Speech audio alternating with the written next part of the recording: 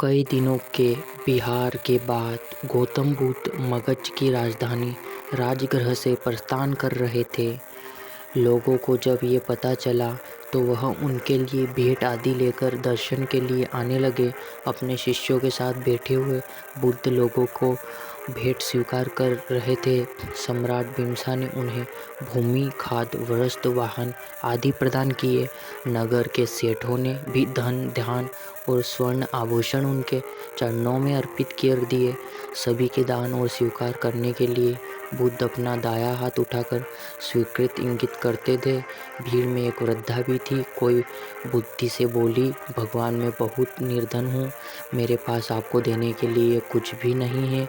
आज मुझे पेड़ के एक आम गिरा हुआ मिला गया, मैं उसे खा ही रही थी कि तभी मैंने आपसे प्रस्थान करने का समाचार सुना। उस समय तक मैं आधा आम खा चुकी थी।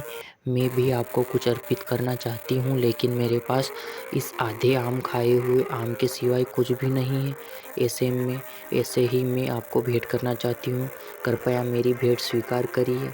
वहाँ उपस्थिति अपार जनमानस समुदाय, राजा, महाराजा और सेठों ने देखा कि भगवान बुद्ध अपने आसन से उठकर नीचे आए और उन्हें दोनों हाथ फैलाकर वृद्धा का आधा आम स्वीकार कर लिया। सम्राट बिम्बिसार ने चकित होकर बुद्धा से पूछा, भगवान एक से बढ़कर एक अनुपम और बहुमूल्य उपहार तो आपके केवल हाथ में हिलाकर ही स्वीकार किया, लेकिन इस बुढ़िया ने झूठे आम को लेकर आप आसान से नीचे उतर आ गए। इसमें ऐसी कौन सी विशेषता है? बुद्ध मुस्कुराते हुए बोले, इस वृद्धा ने मुझे अपनी समस्त पूंजी दे दी है। आप लोगों ने मुझे जो कुछ भी दिया वह तो आपकी संपत्ति एक मात्र छोटा सा हिस्सा है, और इसके बदले में आपने दान करने का अहंकार भी अपने मन में रखा हुआ है। इस वृद्धा ने मेरे प्रति अपार प्रेम और श्रद्धा रखते हुए मुझे सर्वस्व अर्पित कर दिया। फिर भी इसके मुख पर कितना नम्रता और करुणा है। इसलिए इस स्त्री का दान आप सभी लोगों के द्वारा दिया गया दानों में सर्वश्रेष्ठ है।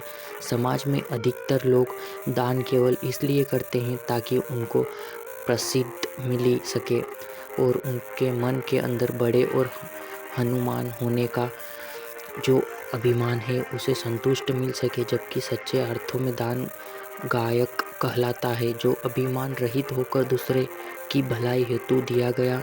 जब इंसान के पास किसी एक चीज़ की कमी हो, लेकिन ज़रूरत पड़ने पर अगर वह इंसान अपनी उस वस्तु को कभी एक हिस्सा दूसरे की मदद व परोपकार के लिए दान करे, तब उस दान का मूल्य कई गुना बढ़ जाता है, क्योंकि अतिरिक्त पड़ी वस्तु का बंटवारा दान नहीं कहलाता। जबकि वह वस्तु में जिनकी आपको भी ज़रूरत है वे आपके पास सीमित मात्रा में है, लेकिन तब भी आप उन्हें दूसरों की मदद के लिए प्रस्तुत कर देते हैं, तो आप सच्चे अर्थों में हैं। एक दानी व्यक्ति